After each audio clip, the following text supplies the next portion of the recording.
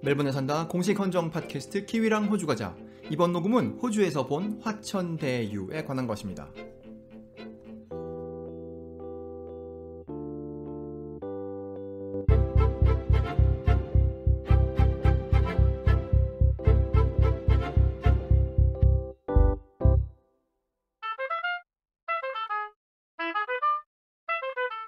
(2021년 9월 26일에) 녹음하고 있습니다.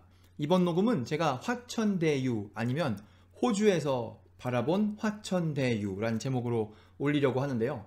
제가 무슨 한국 시사 정치 그런 녹음하려고 하는 게 아니고 순전히 교민의 한 사람으로서 이런 영어는 어떻게 하지? 그런 관점에서 화천대유를 바라보려고 합니다. 호주 뉴질랜드에 산다면 영어로 된 주역 정도는 과거에 다 읽었어야 되는 거 아니야? 라고 생각하시는 분들께는 이번 녹음이 아무런 의미가 없을 거라고 제가 짐작합니다.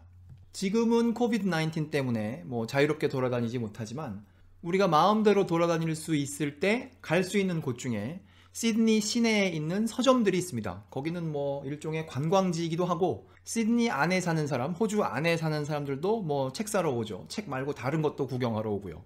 그 서점을 돌아다니다 보면 눈에 띄는 책 중에 오늘 녹음에 관련된 책이 하나 있습니다.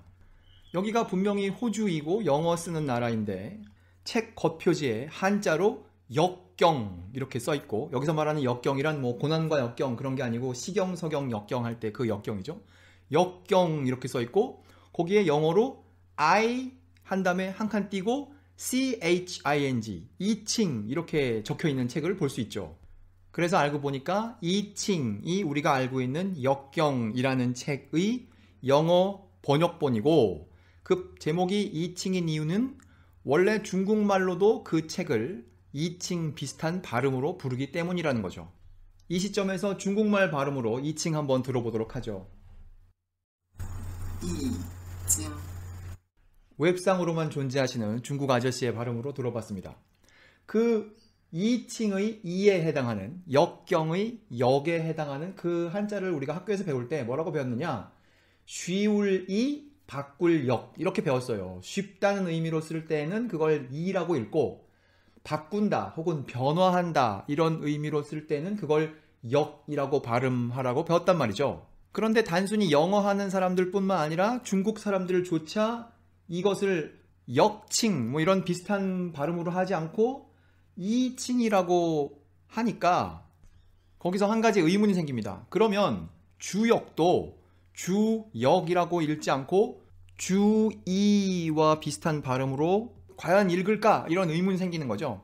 이런 의문이 사무실에서 생길 때는 아주 쉽습니다. 한 두세 발자국 걸어가면 중국말 하는 애들이 있으니까 걔네한테 야 이거 읽어봐. 그러면 걔가 주이라고 읽는지 주역이라고 읽는지 그걸 보면 되는 것이죠.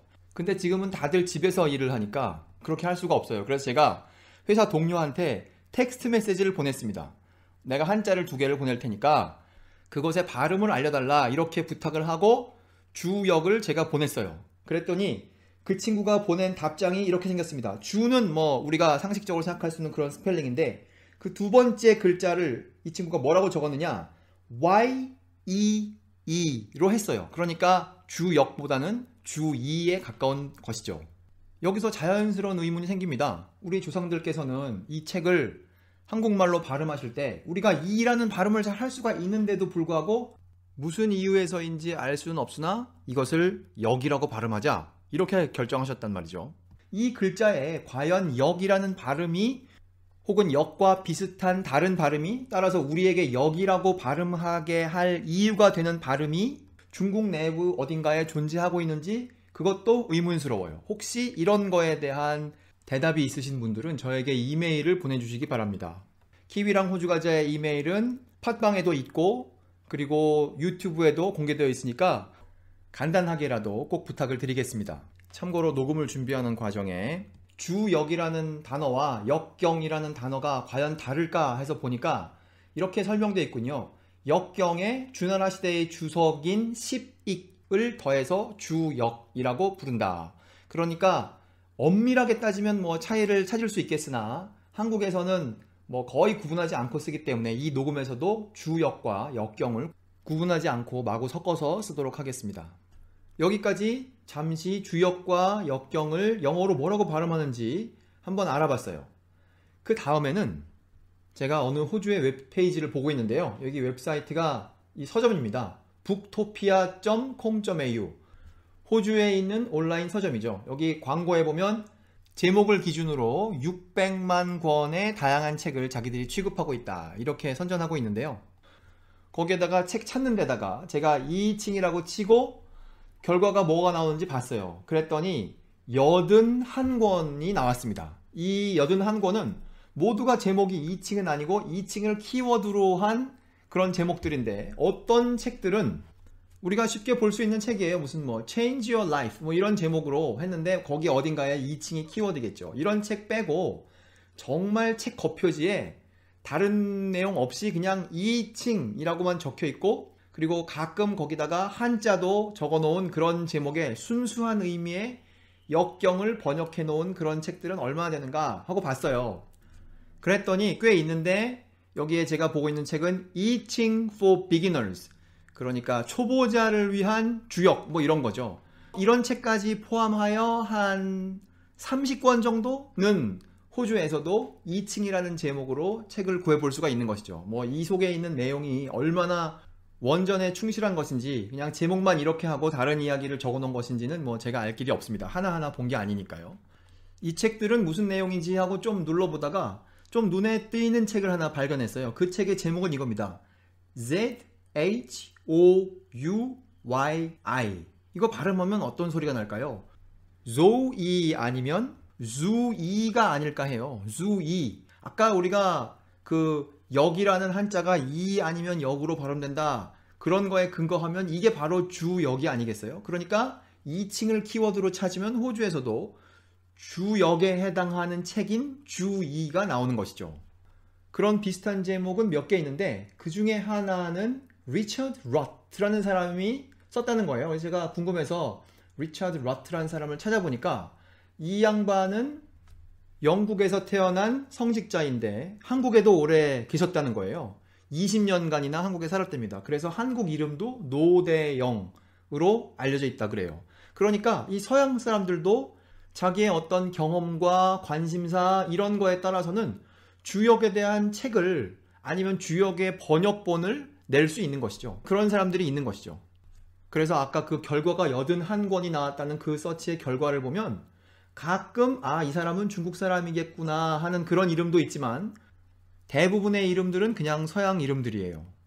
그래서 2층을 키워드로 단순히 그 서점에서뿐만 아니라 그냥 구글에서도 막 쳐보니까 2층online.com이라는 그런 사이트가 있어요. 거기서 그 책의 내용을 소개 혹은 설명하고 있는 그런 웹사이트인 것이죠. 거기를 좀 둘러보다가 64궤 아닙니까, 전체적으로. 그 중에 14번 궤에 해당하는 그 페이지에 갔어요. 도대체 우선 궤라는 거는 영어 단어로 뭘까? 여기서부터 이제 시작되는 거죠. 그 궤라는 게 hexagram이라는 영어 단어랍니다. 그래서 제가 dictionary.com에 가서 헥사그램을 쳤어요. 그랬더니 헥사그램이라는 단어는 명사인데 두 개의 의미가 있으며, 첫 번째 의미는 뾰족한 게 6개가 있는 별이란 뜻이고, 두 번째 의미는 이거예요. A figure of 6 lines. 6줄을 그어놓은 모양. 그것을 헥사그램이라고 부른다는 거예요. 그러니까 너무나 궤에 잘 맞죠? 그래서 그 단어를 이용하여 헥사그램 14이라는 그런 페이지가 있어요. 14번 궤라는 뜻이죠. 14번 궤에 이제 그 궤를 설명해 놨습니다. 이게 6줄이지 않습니까? 6줄이니까 위에 3줄, 아래 3줄 이렇게 할 수 있단 말이에요. 이 태극기를 생각해 보시면 태극기 외에 3, 4, 5, 6 있지 않습니까? 그 중에 3과 4만을 이용하면 돼요. 그러니까 6줄 중에 위에 3줄은 4이고 4에 해당하는 그 모양이고, 그러니까 가운데 줄이 끊어진 그거고, 밑에 3줄은 3에 해당하는 거죠. 그러니까 6줄 중에 나머지는 모두 긴 줄이고 위에서 두 번째 줄만 끊어진 선이 있는 그런 모양. 그게 헥사그램 14이라는 거예요. 이거를 한글로 설명한 걸 보니까 그 끊어진 선을 음효라고 하고 뭐 안 끊어진 선을 양효라고 한다는데, 그런 용어를 들이대면 너무 복잡하니까 그냥 용어 빼고 그냥 있는 대로 영어로 보도록 하겠습니다. 그 그림 밑에 이걸 설명해 놨어요. 아까 6줄은 헥사그램이라고 부른다고 했지 않습니까? 근데 3줄에 해당하는 단어가, 영어 단어가 또 있어요. 트라이그램. 그래서 위에 있는 3줄, upper trigram은 의미가 불, flame이며 발음은 li이다. 이렇게 설명되어 있고요.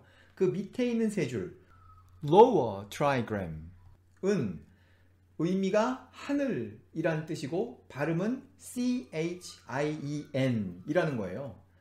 그러니까 얘네 둘을 읽으면 리치엔 뭐 이런 건데 불이라고 했지 않습니까? 그러니까 우리에게 더 익숙한 발음은 화치엔이 되는 것이죠. 헥사그램 40는 이름이 무엇이다 도 설명이 되어 있어요. 그 이름은 TAYU랍니다. 헥사그램 14번의 이름은 TAYU. 그러니까 조금 전에 나온 소리 두 개와 TAYU를 연결하면 대신 리 대신 우리가 화라고 읽으면 화첸타유 뭐 대충 이 정도 소리가 되는 것이죠. 그게 뭐 중국말 발음의 비슷한 소리겠죠. 이거 좀 비슷하지 않습니까?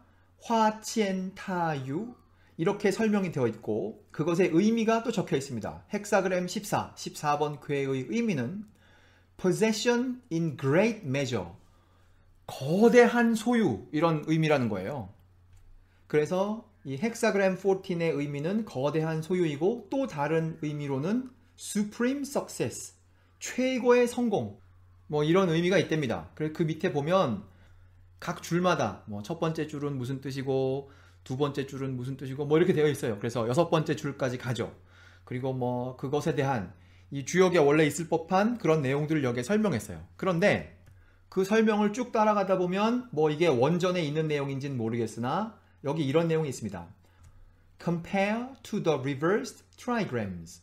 그러니까 모양을 반대로 한 것과 비교해보자 뭐 이런 내용이 있단 말이에요. 그러면서 그 밑에 It is common to compare a hexagram to the one where the lines are the opposite. 그러니까 줄이 반대로 된 것과 비교하는 게 흔히 하는 일인데 그러면서 I find it much more interesting to compare hexagrams with the trigrams reversed.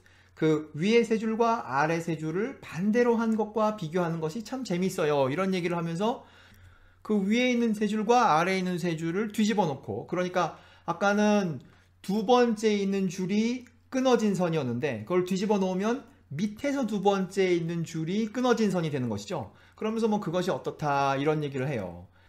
Hexagram with the trigrams reversed. 상괴와 하괴를 바꿔놓은 헥사그램은 뭐 이렇게 생겼다 이런 얘기죠. 그런데 이게 이렇게 뒤집어 놓은 이 모양이 13번이랍니다. 우리가 지금 14번 보고 있지 않습니까? 이게 13번이라는 거예요. 그래서 14번은 이만큼 보고 그것을 반대로 해놓았다는 13번으로 가봤어요. 거기에는 당연히 제목이 헥사그램 13이겠죠? 아까 14번에서 하던 것과 반대로 된 내용이 있는 거죠.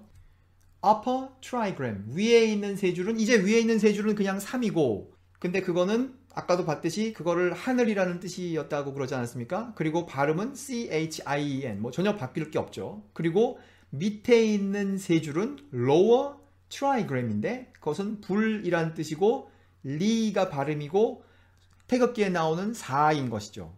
그러니까 이것도 이제 치엔리 이렇게 읽을 수 있는데 불이니까 리 대신에 화라고 한다면 치엔화가 되는 것이고요. 그 다음에는 이 헥사그램 13의 이름을 보았습니다. 아마도 발음을 표시하려고 한 것 같은데 막 점도 찍고 막 그렇게 복잡하게 했어요. 근데 대충 TUNGJEN 아마도 퉁옌 뭐 이런 발음인 것 같아요. 그러니까 조금 전에 발음한 두 글자와 이어서 하면 치엔화 퉁옌 이니까 우리가 한국 뉴스에서 듣고 있는 어떤 단어와 상당히 비슷한 것이죠. 헥사그램 14의 의미가 거대한 소유라고 하지 않았습니까? 헥사그램 13의 의미는 여기 적혀 있어요. Fellowship with men. 그러니까 사람들과의 유대감 혹은 사람들과의 동료애 이런 거라고 할 수 있죠. 그래서 여기까지 뭐 주역의 관점에서 보면 전혀 관계없는 언어라고 할 수 있는 영어로는 이런 걸 어떻게 하는지 아주 간단히 맛을 보았습니다. 여기까지 하고 녹음을 마치려고 하는데요. 녹음을 준비하면서 느낀 점이 있습니다. 그것을 여러분과 공유하려고 합니다. 이 헥사그램이라는 단어, 이거 그리스어에서 왔다는데 물론 그 사람들이 이 단어를 쓰며 생각한 모양은 오늘 우리가 살펴본 모양과는 다른데 그 디테일은 다르더라도 이런 단어가 있으니까 이제 빌려다가 쓸 수 있는 거죠. 우리가 시드니에서도 그렇고 뭐 호주 전체적으로도 그렇고 그리스 사람들 우리가 좀 보게 되죠. 그리고 호주 내에서 뭐 그리스 사람이나 그 동네에서 온 사람들을 부르는 말도 있고요. 칭찬이 아니죠. 그런데 그것과 별개로 참 그리스어는 영어에게 유용하구나. 이런 게 없었으면 어떻게 주역 같은 걸 영어로 쉽게 읽을 수 있었을까? 이런 생각이 듭니다. 오늘 준비한 내용 여기까지입니다. 멜번에 산다 공식 헌정 팟캐스트 키위랑 호주 가자. 이번 녹음에서는 영어로 쓰여진 주역은 어떻게 생겼는가에 관하여 알아보았습니다. 감사합니다.